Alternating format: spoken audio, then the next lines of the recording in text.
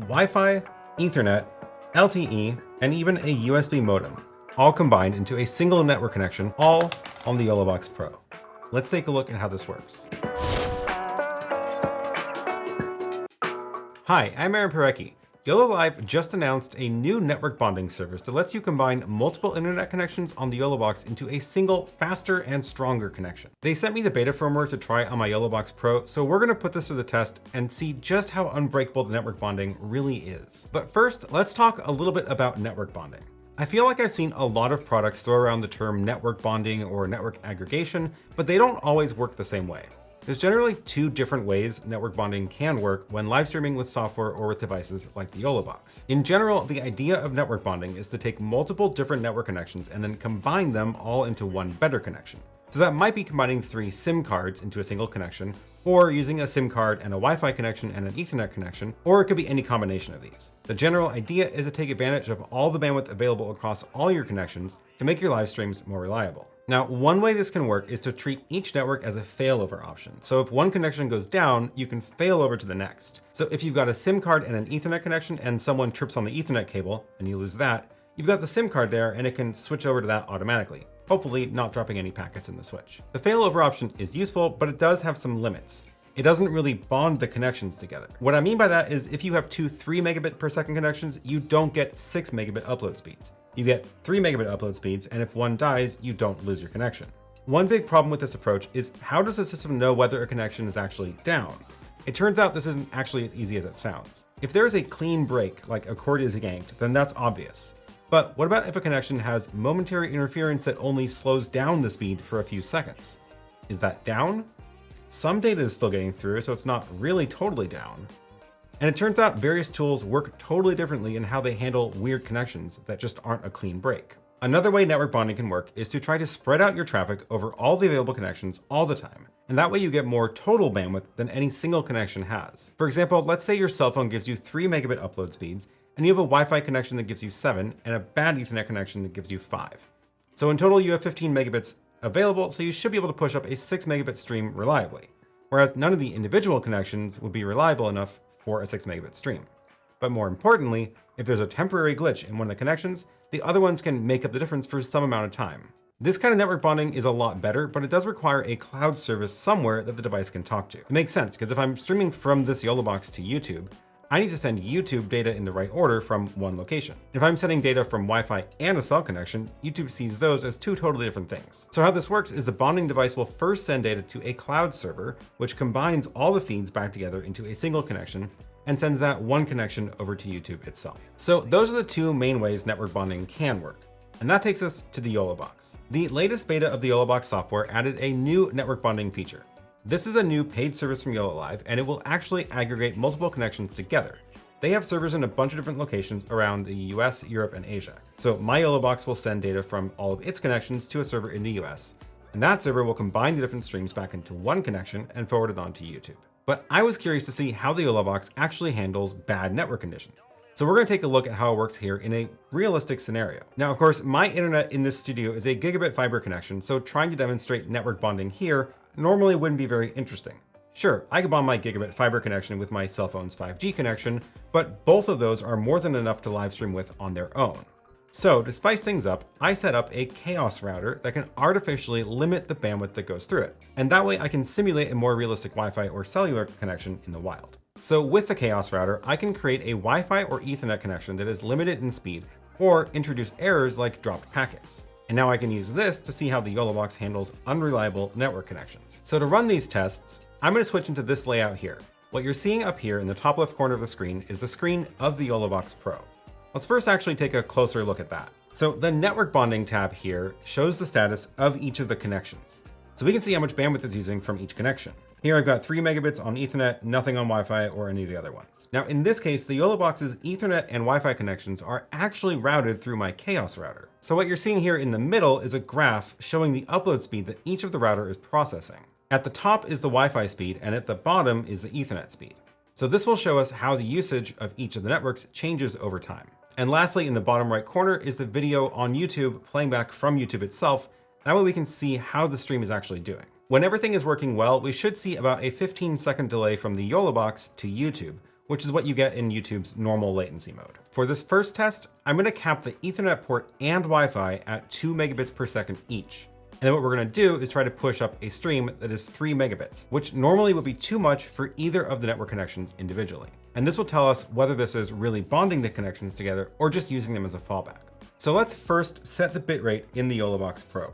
I'm gonna go here to encoding setting, make sure it's set to 3000 kilobits per second, constant bitrate, and now we can go back over to the bonding tab to take a look. I can actually first run a speed test here by clicking this button down here. This is the beta software, and I actually suggested they change this to say run speed test. So that'll probably come out in the next update. And now it shows me that my total speed available is 4.6 megabits, which is about what I would expect. So ready to see if this works. I'm gonna go ahead and press go live, and then let's go ahead and watch the stream on YouTube and pay attention to our network connections. Okay, so here we go. We've got a 3 megabit stream on the YoloBox Pro. It's telling us in the top corner of the YoloBox that it is streaming at 3 megabits. The bonding is hovering right around 3, and we can see that it has split the traffic across both the Wi-Fi and the Ethernet according to the YoloBox graph, and that matches what we're seeing in the center of the screen here on our Wi-Fi graphs. So it is in fact spreading the traffic across the two connections. Just for good measure, I'm gonna go ahead and up the limit of the Wi-Fi connection to 4 megabits. Let's see what that does. And sure enough, you can see that the graph on the Wi-Fi is now able to use more of the Wi-Fi, and it's using less of the Ethernet because it can actually get most of the stream out through just the Wi-Fi connection. And that should be true in reverse as well. Let's go ahead and cap the Wi-Fi back down to 2. There's the 2 megabit limit on the Wi-Fi. And let's just release the limit on the Ethernet. So I'm gonna go no limit anymore. There we go. And sure enough, it's now using only the Ethernet, and it knows that there's enough bandwidth there that it's not having any trouble. So it's gonna use that and not use any of the Wi-Fi connection at all. And if I cap the Ethernet back to 2, we should see it drop down and start using more of the Wi-Fi again. Okay, so this looks like about what I would expect. It is really spreading the traffic across both connections. So for the second test, let's do this a little bit differently. Let's cap both connections at 6 megabits and see what happens if one of the connections just disappears. So we're live with our 2 connections capped at 6 megabits, and interestingly, it is spreading the traffic out across both of them because it sees that there's some rate limit in place. Once this clock hits the top of the minute, I'm gonna pull out this Ethernet cable. And if this really is a bonded connection, we shouldn't see any skips on YouTube. So here we go, ready? 5, 4, 3, 2, 1, go. So at 15 exactly, we should be able to see on YouTube that there's no skips. And here comes the YouTube stream. 5, 4, 3, 2, 1. Look at that. No dropped frames. That was totally seamless failover.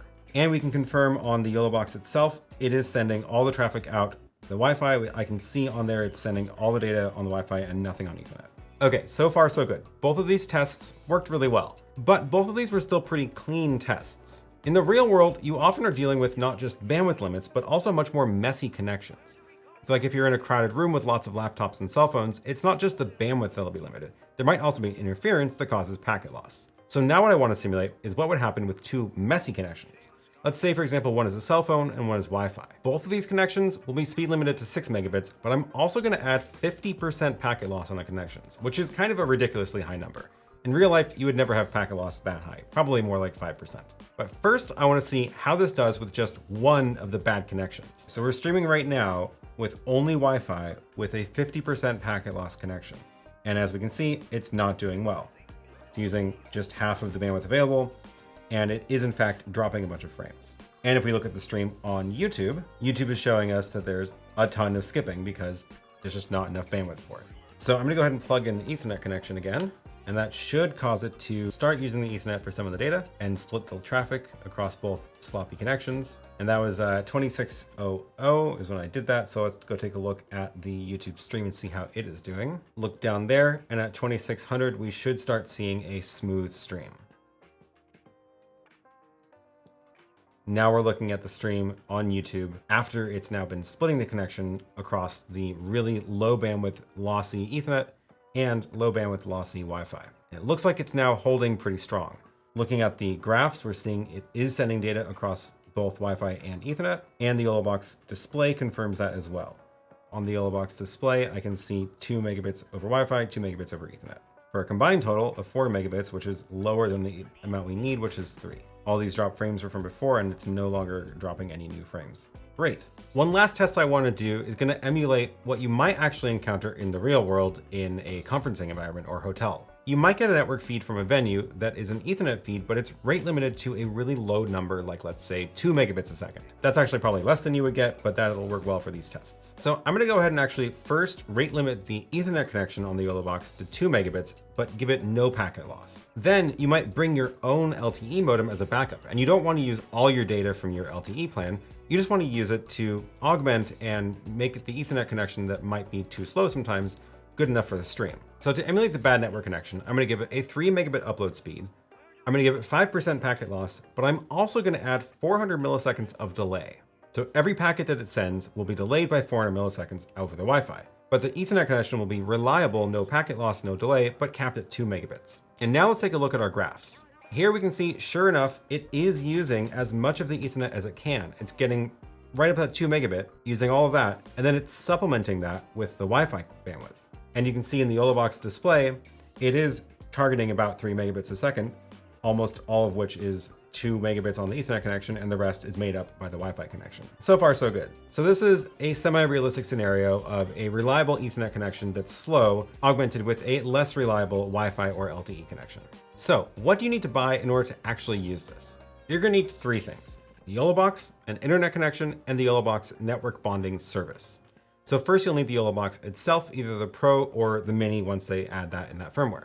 Next, you're gonna need to identify what internet connections you want to use. You can bond up to 4 connections: Ethernet, Wi-Fi, a SIM card, and a USB modem. So with Ethernet and Wi-Fi, those are straightforward. You can connect to an existing connection in the building, or you could actually buy a Wi-Fi hotspot with its own cell service and then plug that in over Ethernet. There is also a SIM card slot in the YoloBox, so you can buy a SIM card and data plan to use it directly. You can also buy a USB modem like this and put a SIM card in there. Now, of course, for any SIM cards, you'll need to buy a data plan for them on your own. I've had pretty good luck with Mint Mobile in the US. I'll leave a referral link that gives you $15 off down below. And lastly, you need the YoloLiv network bonding service. I'll leave the link to their different plans they offer down below as well. So far, I am pretty impressed with the new network bonding feature in the YoloBox.